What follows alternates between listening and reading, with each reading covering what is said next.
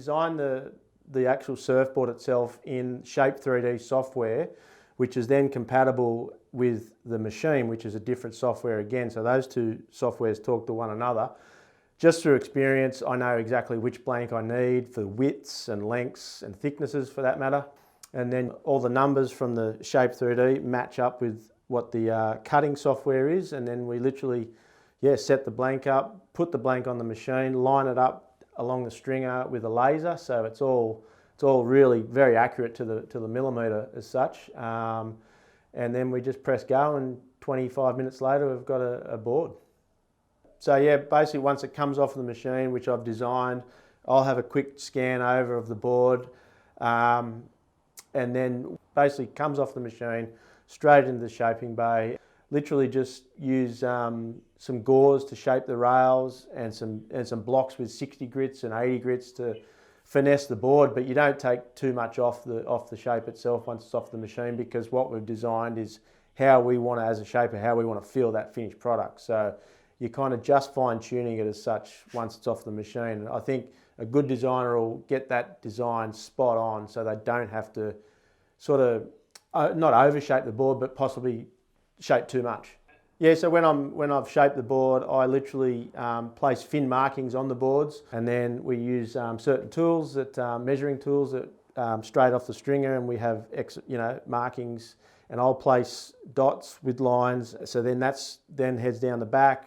The fin installer has templates which are made by both the brands FCS and Futures, and you're just following guidelines that the shaper's made, using routers which are all depth set according to the depth of the box that they provide that we put into the boards, and then therefore their fins fit like a glove once the board's finished. And then we go into the lamination. So you do the bottom first, and so you'll cut sort of, we call it the lap. It's about 2 to 3 inches of overhang of cloth which goes all the way around the board. So they lay the decals down, so they'll wet the R dot, for example, the sticker out, lay the cloth completely over the board, and it'll be pre-cut.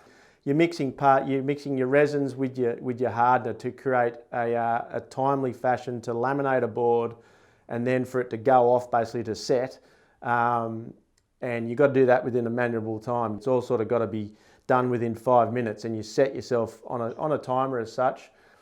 And to literally mix it up and pour the resin all over it, and use a resin, a hard plastic resin squeegee, and just work the resin into the board and make sure there's no air in it, and get it all nice and flat and neat, and just super clean and crisp and nice and light too at the same time. So you've got to wet out the cloth so you don't see any dry patches, but at the same time you can't keep all the resin in because it will make the board too heavy.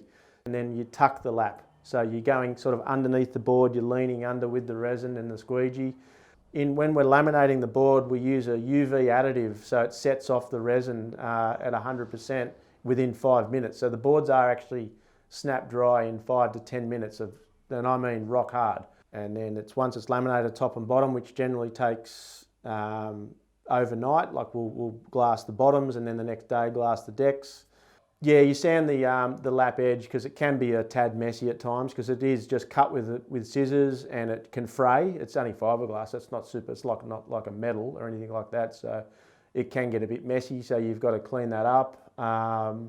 And it just gives you a flatter feel on the top of that rail there. So you don't want any lumps and bumps along there. So that's with laminate resin. We do that process, and then it goes off to the filler coat, or in the States they call it a hot coat.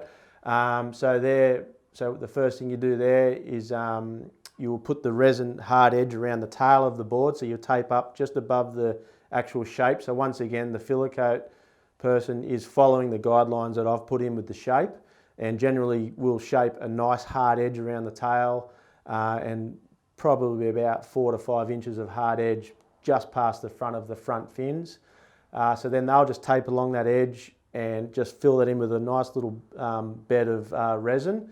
Let that go hard, and then take that tape off, completely cover the whole bottom with filler coat resin, flip it over, and you're basically sealing the lamination, because the lamination waterproofs the board, and then this is sealing the top of the lamination, and then the board's completely waterproofed. When the resin on the filler coat starts to go off, you've really got to be super gentle with the brush and get them all neat, because the sander needs a really neat, it's almost like a gloss coat as such by the time the sander actually gets the board, because we've done a bit of prep sanding in between those two coats of the filler coat to get the laps of the boards, top and bottom, nice and flat, and the edges all primed in. So when it goes from the filler coat stage, you're looking at about sort of 30 minutes. It's generally 30 minutes per process, whether it's a lamination, shape, cutting, sanding or filler coat. They're all around that time. Well, the leg rope plug is put in pre-sanding, okay? So that's all of about 5 minutes, okay? So you're literally using a drill, just cordless drill, just drilling in a hole, 25 mil wide, 20 mil deep, dropping the prefab plug straight in, dropping a little bit of resin down it. You tape it down to hold it down overnight while it sets. So yeah, we get the board super flat and really nice, and just then the sander gets it and doesn't have to sort of grind into it with a really gritty, sort of like a 60 grit. You'll use a 120 to start with, and it's just super. You're almost polishing the board, but you still have to sand it to get it nice and flat and sharpen up that edge. Everything's nice and hard, and yeah, he'll just use a hard pad to grind down the flat leg rope to get that nice and flat like you see it in the shops, and the same for the FCS plugs and the hard edge. So use a really thin, super hard, stiff pad with like a 40 grit. Okay, and then we'll jump onto a medium sort of density pad, a bit bigger, sort of 6-inch pad, and then literally sand the entire, scuff the entire board. And then you're kind of just going through grades all the way from 120 up to 240 using an orbital sander on the rails, some hand sanding still as well, and then just really fine soft pads which are super, super spongy, so you can really get in and get those deeper scratches out.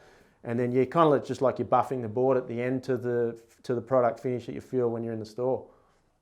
Pretty much just a bit of QCing, so just quality control, checking for any air bubbles in around the edges of the fin boxes, whether it's Futures or FCS. You've just got to, they can get a few little air bubbles in them, so we'll just quickly QC those, give the board a complete blow off with the compressed air, give it a wipe down with good old H2O and clean it right up, and just, yeah, QC everything. Just check for any little bubbles up around the noses or anything like that, because there are certain spots on a board that air can just be trapped.